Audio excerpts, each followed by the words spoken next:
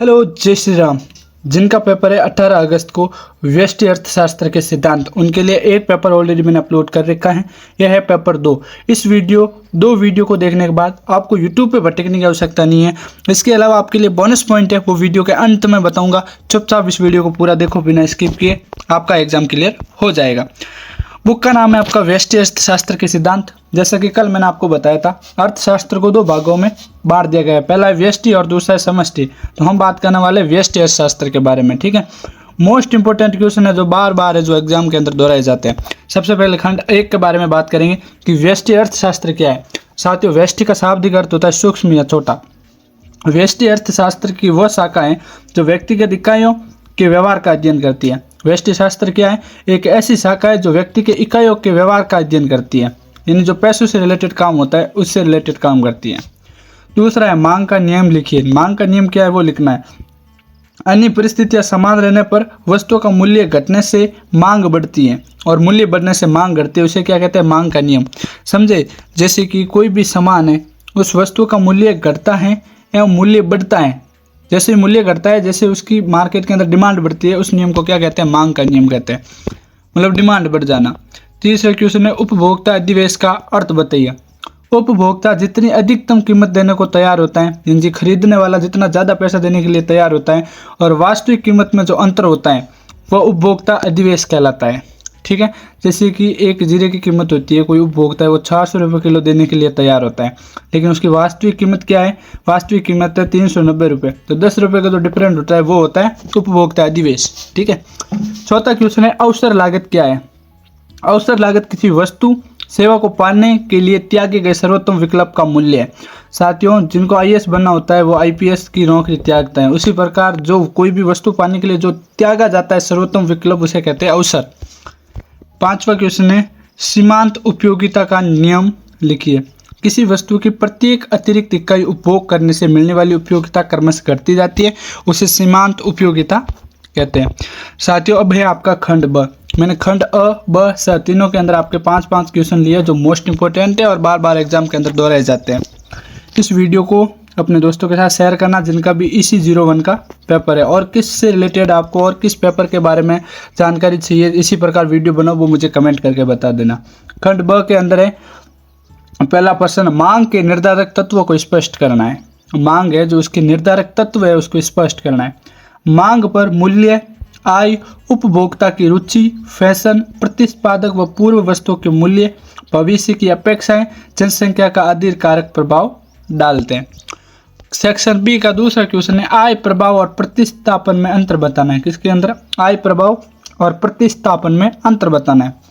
सबसे पहले जानते हैं मूल्य घटने से उपभोक्ता की वास्तविक आय बढ़ती है, जिससे मांग बढ़ती है, वो आय प्रभाव है। आय प्रभाव क्या है? कोई भी मूल्य होती है जो उपभोक्ता होता है उसकी वास्तविक आय बढ़ती है, उसे आय प्रभाव कहते हैं। दूसरा है मूल्य घटने से महंगी वस्तु छोड़कर उपभोक्ता सस्ती वस्तु लेता है, इसे कहते हैं प्रतिस्थापन प्रभाव। तीसरा क्वेश्चन है उपभोक्ता संतुलन की शर्त को स्पष्ट करना है। उपभोक्ता तब संतुलन में होता है जब इस स्थिति में दिए गए आय की अधिकतम संतोष प्राप्त होता है। चौथा क्वेश्चन है सेक्शन बी का आपका लागत के विभिन्न प्रकार बताने। स्थिर लागत एक होती है, परिवर्तन लागत एक होती है, कुल लागत एक होती है, औसत लागत और एक होती है सीमांत लागत। इसके प्रमुख प्रकार है। लागत के कितने प्रकार है? 5 प्रकार। एक तो स्थिर लागत जिसकी वस्तु की कीमत एक ही रहती है। एक है परिवर्तित लागत जो वस्तु की कीमत बढ़ती घटती रहती है। तीसरा है कुल लागत कितनी है, और चौथा है औसतम लागत यानी कितनी लागत होनी चाहिए इसकी, और फिर है सीमांत लागत, ठीक है। लागत के 4-5 प्रकार है। पांचवा क्वेश्चन है सीमांत प्रतिफल का नियम क्या है वो समझाना है। जब एक कारक को बढ़ाते हुए अन्य कारकों को स्थिर रखा जाता है, यानी काजू, किशमिश और बादाम सबको एक जगह रखा गया और काजू के दाम बढ़ रहे हैं, इस स्थिति को क्या कहते हैं? हम सीमांत प्रतिफल कहते हैं, ठीक है। जिससे उत्पादन पहले बढ़ता है फिर घटने लगता है, ठीक है। अब जानते हैं हम आपके सेक्शन सी दीर्घ उत्तरीय प्रश्न, जो 400 से 500 शब्दों में आपको इसका उत्तर देना होता है, जो आपके एग्जाम के अंदर 14 नंबर के क्वेश्चन आते हैं। पहला है उपभोक्ता अधिवेश। परिभाषा, महत्व और आलोचना सहित समझाना है। पहले परिभाषा समझेंगे उपभोक्ता अधिवेश की, फिर महत्व समझेंगे और फिर आलोचना करेंगे। उत्तर, उपभोक्ता अधिवेश की अवधारणा सबसे पहले मार्शल ने दी। इसका अर्थ है किसी वस्तु के लिए उपभोक्ता जितनी अधिकतम कीमत चुकाने को तैयार होता है और वास्तविक रूप से जितनी कीमत चुकाता है उसके बीच का अंतर। जैसा कि मैंने अभी ही थोड़ी देर पहले आपको बताया था कि उपभोक्ता वो होता है, जैसे किसी चीज़ की कीमत 400 रुपये होती है, ठीक है, वो 400 रुपये तय करता है जो खरीदने वाला होता है, लेकिन उस वस्तु की रियल कीमत 380 रुपये होती है, लेकिन इन दोनों बीच का जो डिफरेंट होता है उसे कहते हैं उपभोक्ता। ठीक है, अब साथियों बात करते हैं इसकी परिभाषा। मार्शल के अनुसार उपभोक्ता अधिवेश वह अधिवेश संतोष है जो उपभोक्ता को किसी वस्तु के उपभोग से प्राप्त होता है, जबकि उसे वास्तविक में उस वस्तु पर कम व्यय करना पड़ता है। ठीक है, परिभाषा जान ले। अब जानेंगे इसके उदाहरण। यदि कोई उपभोक्ता 100 रुपये तक किसी वस्तु पर खर्च करने को तैयार होता है, लेकिन बाजार मूल्य 17 रुपये है, तो उस उपभोक्ता को अधिवेश 30 रुपये होगा। मैंने आपको पहले ही बता दिया था। ठीक है, अब इसका महत्व समझते हैं। उपभोक्ता के कल्याण का मापक। दूसरा महत्व है कराधान नीति में सहायक। अधिक अधिवेश वाली वस्तुओं पर कर लगाया जा सकता है।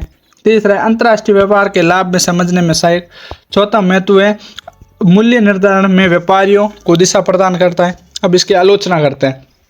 उपयोगिता को मापा नहीं जा सकता, जबकि यह सिद्धांत इसे मान कर चलता है। दूसरा है मुद्रा की उपयोगिता स्थिर नहीं होती है। ठीक है, तीसरा है तर्क संगत उपभोक्ता की धारणा वास्तविकता से दूर है। अब इसका निष्कर्ष जानते हैं। यद्यपि इसकी सीमाएं हैं, फिर भी उपभोक्ता अधिवेश की अवधारणा उपभोक्ता कल्याण, कर नीति और मूल्य निर्धारण को समझने के लिए बहुत उपयोगी है। ठीक है, सेक्शन सी के फर्स्ट क्वेश्चन को समझा। अब समझते हैं दूसरा क्वेश्चन। दूसरा क्वेश्चन है सीमांत उपयोगिता का नियम क्या है। लॉ ऑफ डायमेंशनिंग, मेरे को इंग्लिश नहीं आती है। सीमांत उपयोगिता का नियम विस्तार से समझाना है आपको। ठीक है, सीमांत उपयोगिता क्या होती है, उसका नियम।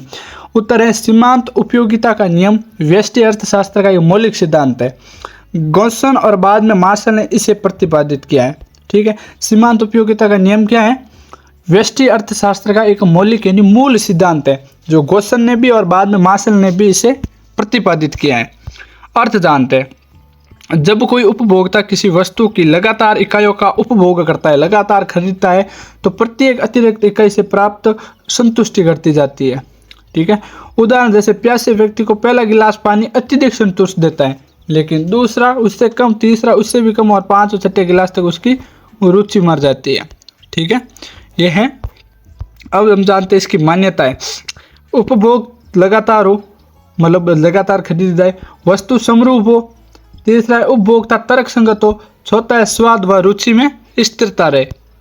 ठीक है, अब जानते हैं इसका महत्व क्या है। पहला तो है उपभोक्ता संतुलन का आधार है। उपभोक्ता संतुलन का आधार है। कर नीति निर्धारण में उपयोगी है। सामाजिक दान व परोपकार को समझता है। एंड इसकी अब आलोचना समझते हैं। उपयोगिता को मापना असंभव है। दूसरा, कुछ वस्तुएं जैसे शराब नशा में उपयोगिता घटने की बजाय बढ़ सकती है। इसका निष्कर्ष है ये नियम अधिकांश वस्तुओं पर लागू होता है और उपभोक्ता व्यवहार के अध्ययन में अत्यंत महत्वपूर्ण है। ठीक है, ये हमने जाना आपका सेक्शन सी का दूसरा क्वेश्चन।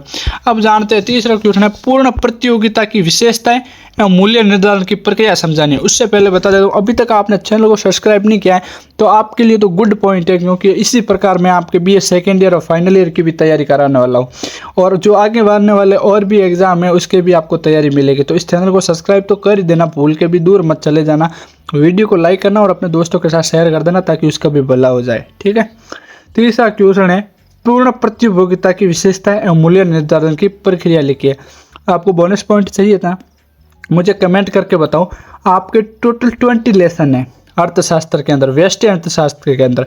आप जानना चाहते हो 20 लेसन की समरी संक्षेप के अंदर, ताकि कोई भी एग्जाम के अंदर क्वेश्चन आए कोई शॉर्टकट नहीं, एकदम आराम से लिख पाओ। तो सिर्फ कमेंट करना है 20 लेसन समरी।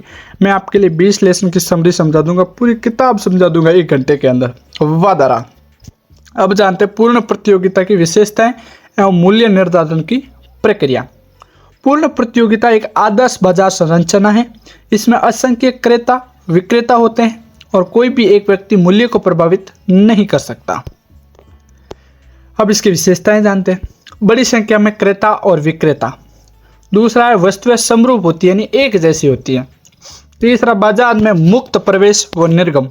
चौथा है पूर्ण ज्ञान की स्थिति।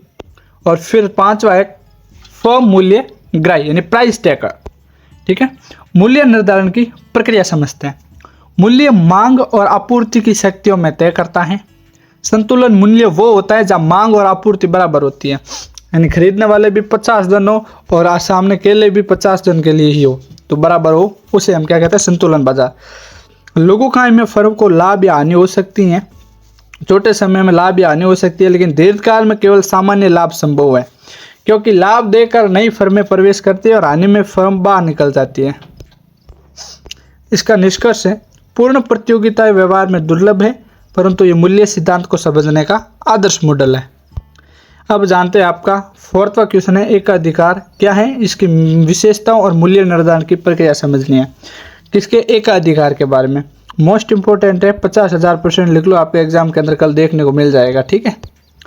एकाधिकार वो स्थिति है जिसमें बाजार में किसी वस्तु का केवल एक विक्रेता होता है और उसके निकट कोई प्रतिस्पर्धक उपलब्ध नहीं होती है। गाँव के अंदर एक कपड़े की दुकान है, उसके बाजू बाजू में किराने की दुकान हो सकती है, लेकिन कपड़े की एक भी दुकान नहीं है, उसे हम कहते हैं एकाधिकार। लेकिन वो एक ही व्यक्ति है जो समस्त ग्राहकों को निपटा रहा है, मतलब वो ज़्यादा कमा रहा है, इसको हम क्या कहते हैं? एकाधिकार, मतलब एक तरफा अधिकार।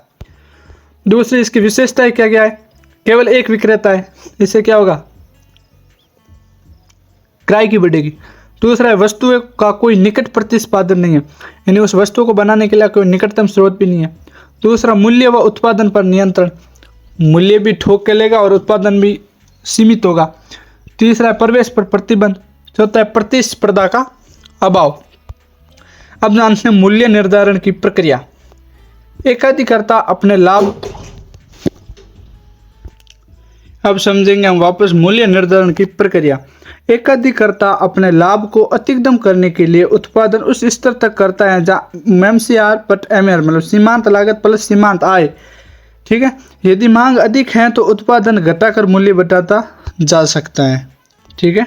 एकाधिकार में उपभोक्ता अधिवेश का एक बहुत बड़ा हिस्सा उत्पाद को लाभ के रूप में प्राप्त होता है, यानी एकाधिकार में उपभोक्ता अधिवेश का एक बड़ा हिस्सा होता है जो उत्पादक को लाभ के रूप में प्राप्त होता है।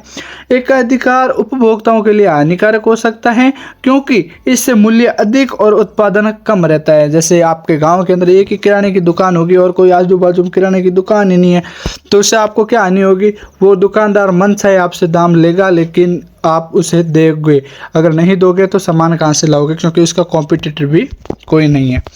5वां क्वेश्चन है, मांग की लोच के प्रकार और महत्व स्पष्ट करना है। कौन सी मांग की लोच? Elasticity of demand. ठीक है, इलास्टिसिटी ऑफ डिमांड। मैं खुद इंग्लिश सीख रहा हूँ आपके साथ। उत्तर, मांग की लोच वह माप है जो दर्शाता है कि मूल्य आय में परिवर्तन होने पर मांग में कितनी मात्रा बदलती है। ठीक है। प्रकार इसके कौन से? इसके मुख्य रूप से साथियों 4 प्रकार है। एक तो है मूल्य लोच, प्राइस एलिसिटी।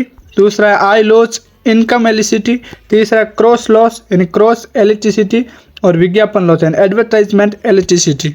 ठीक है। अब हम जानते हैं इसके महत्व कौन से। मेरे को इंग्लिश फराटेदार आती है पर मैं बोलता नहीं हूँ, मतलब आपका थोड़ा ऐसे मनोरंजन हो सके। इसका महत्व है मूल्य निर्धारण। यदि लोच अधिक है तो मूल्य घटाकर मांग बढ़ाई जा सकती है। ठीक है। दूसरा है कर नीति। सरकार उन्हीं वस्तुओं पर कर लगाती है जिनकी मांग अलचीली हो। तीसरा है उत्पादन नीति। उत्पादन वस्तुओं की लोच देकर तय होता है। चौथा है विदेश व्यापार। निर्यात व आयात नीति बनाने में सहायक होता है। मजदूरी और निवेश में निर्णय में सहायक। निष्कर्ष, मांग की लोच अर्थशास्त्र का अत्यंत महत्वपूर्ण सिद्धांत है जो व्यापार और नीति निर्माण दोनों में मार्गदर्शन करता है। इसी के साथ साथियों आपका होता है यह अध्याय कंप्लीट। आपके लिए बोनस यही था, कमेंट के अंदर टाइप करो 20 लेसन समरी। 20 लेसन की आपको मैं सारांश बता दूंगा, सिर्फ और सिर्फ 1 घंटे के अंदर बुक पूरी सॉल्व करवा दूंगा। कम से कम मेरे को इसके 100 कमेंट चाहिए, नहीं तो ऑडियंस ही नहीं है तो मैं नहीं बना सकता। Thanks for watching this video. Bye, जय हिंद, जय भारत। Subscribe this channel.